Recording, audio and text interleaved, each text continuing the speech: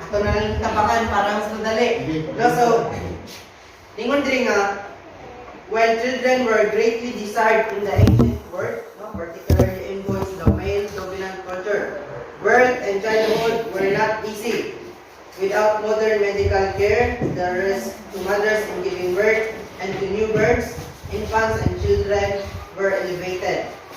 Many cultures had traditional medicines and amulets used to protect these vulnerable individuals against malevolent. Saan yung malevolent forces, ma'am?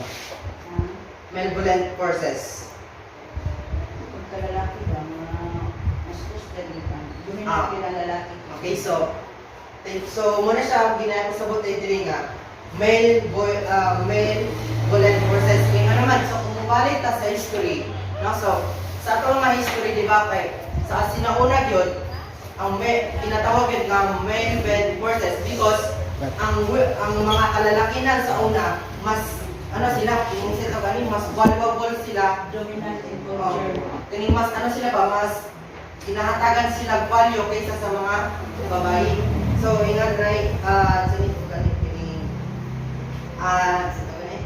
dili balance ang treat sa una ba nga ang mga babae dili kay ginabaligya ra, ginahimo ra nga slaves, no? So, ay nga na ang treat sa babae. So, karon ang focus dito diri kung unsa ang pagtan-aw ni Jesus Christ sa mga bata. No, kay ningon diri nga the disciples appear not to have understood Jesus' teaching in Mark 9 about receiving the kingdom of God like a child. No, so kay sa panahon nga nagwali si Jesus Christ, no, so dira sa Mark 9, no, ginasaway sa mga ining ginabugaw nila ang mga bata nga kay Jesus Christ isamo kay mo while katudlo. Pero ginaingnan sila ni Jesus Christ nga ayaw ninyo ipalayo ang bata. Kaya ang bata mas duol pa ang gingharian sa Diyos sa mga bata kaysa sa mga kadagkuan. So, ay nga na ang point ni Mudre.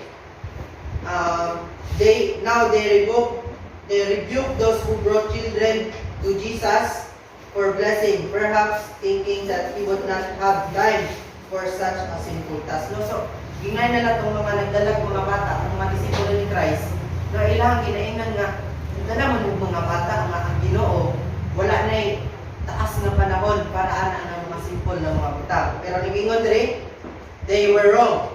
Jesus is indignant. Kasi indignant siya. Kanang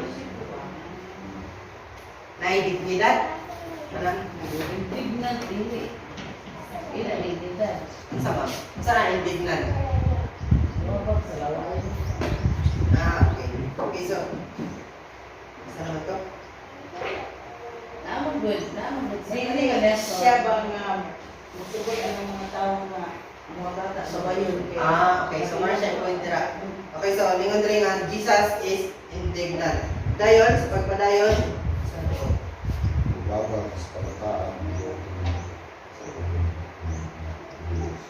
Yung katagagin sa isang ang mga kabataan, kaya ay mga practices o traditional na ang kabataan, aga niluyahon sama sa Greek, Romano, mga Grigo, mga taga-Romano. Luya galing bata, iwasan. At yun na lang, dito lubong. O niya mga budo, sa Grigo, Romano palibutan, katong adunay mga kadaot sa lawas, o dili maayong paglawas ng bata, dili buhion o ilagay sa suba. ilabis ko. Ang mga lalaki, sa una po sa lain na po, mga lalaki, mas dako og bili kaysa babae. Pag babae gani, awa na. Ibaligya. Samot, dito mo kita daan sa emphasize ni Jesus Christ na binilot ang bata. Okay. Na yung mga practices sa unang panahon na ang bata ay balik, ang sabi siya, wala. Ang balik, wala. Okay, so thank you. So at least na. Tugang mo. Sa istorya mo nang higingan ni Sister Dina nga mga bata sa unang barang sakitod, patyon, pang-ana ba. Pero isaway din sila ni Jesus Christ.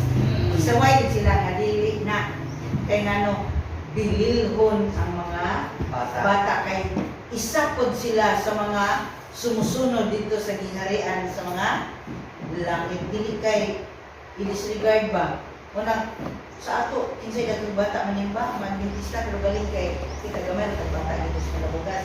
Wala gay bilin sa ato mahimo pa lang. Apil gid tanan og tibok pamilya, mahimo. Apil gid tanan og simba. Pero kita sa mga denominasyon, di talagsa kayo na mga bata, no? Pero sa ato wala ginadili tungod ani nga paghisgot ni Ginoong Hesus nga ang kaluwasan dili pinili kundi gikan sa gagmay mga bata hangtod bisan sa ato gani bisan mga sungkod-sungkod na buyuron pagyud at sulod simbahan, di ba? Ang uban maghilak na lang kanang mga kwartahan kay dadto naman sila dito sa home for the aged, kapinan pa dito sa gawas. Dadto naman na sila dito sa home for the aged. Pero ato ang mga Kristohanon mahalaga sampiray o mag-usap pa, gusto ko yun lang mo sulod sa Pilipinas. simbahan. Brother Boy, ana ang pagbati nato kung unsa ang kanililon ang kaluwasan nga atong naangkon. Amen.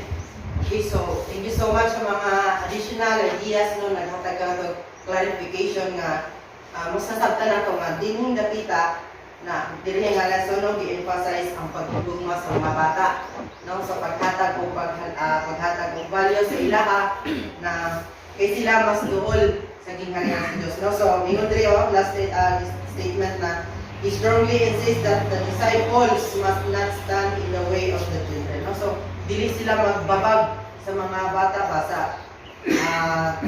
ilang babagan ng mga bata para magpaduol kay Christ no. Why? Because the kingdom of God belongs to them and one must not receive it in the attitude and outlook of a child. Probably a references to simple implicit trust in God. No? So muna siya ang ato ang lesson. Muna siya ang pinapa-emphasize sa atong lesson karon. No? So last one, ningon pagidiri, do not keep the little ones away from him by your boldness and harshness. So ako yun, dili na to ipalayo ang bata, ang dili ato ignoon silang ipaduol sa Ginoo. So mga igsoon, ato ang summary dingon diri nga Jesus was a lover of children. No? So kitang tanan anak sa Ginoo. Amen. Amen. Amen. So bot pasabot na kita anak sa Dios. Kita gihugma sa Dios no. Gikan sa tugingon ng bibing at gikan sa kabataan hangtod sa katigulangan. No? So he accepted their childish sympathy and their open unaffected love. No? So atong mga kabataan no mas gugma gini sila sa Ginoo. No? So ano ba kanang gugma sa Ginoo sa ilaha ang ingon diri nga the grateful praise from their pure lips was music in his ears. No? So grabe gid ang gugma sa Ginoo sa mga bata ba? Hindi na kabalo mga bata. Oh, dili na kabalo mga bata. Dayon, ningon pag dili nga the best example mo gud ang makinaiya sa bata. Sa una, ang mga bata, di ko balon karon. Karon Panawang natin niya sa mga bata. Panawang natin balon Depende Radlia. Probisin ang gud sa daan. Busog kayo. Depende karon sa pagdala sa gamay nga bata. Depende sa pagdala nimo pinitagan. Grabe. Maingon man dayon ang mga bata. Frank, wala sila yun.